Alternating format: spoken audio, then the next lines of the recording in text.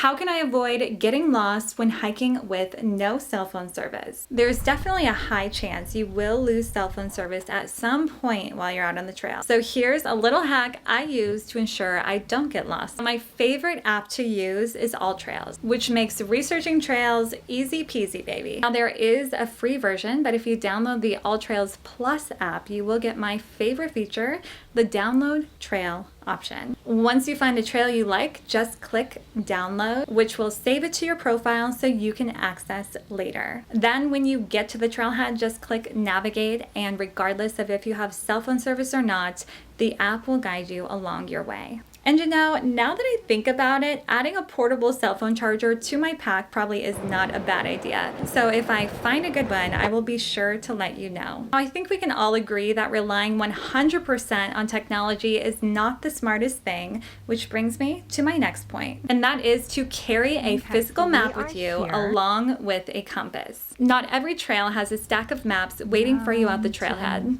but you can always find them online in print ahead of time. While on the trail, here are a few things to note. Stay on the marked trail, pay attention to trail markers, and check your maps frequently. Observe landmarks. Identify prominent landmarks like rocks, trees, and streams to help you stay oriented. And be extra aware at trail intersections. Double check the trail signs and your map to ensure you are going the right way. And if you don't have the best memory, it's okay. Just take pictures along your route that you can refer back to anytime you might feel a little bit backwards.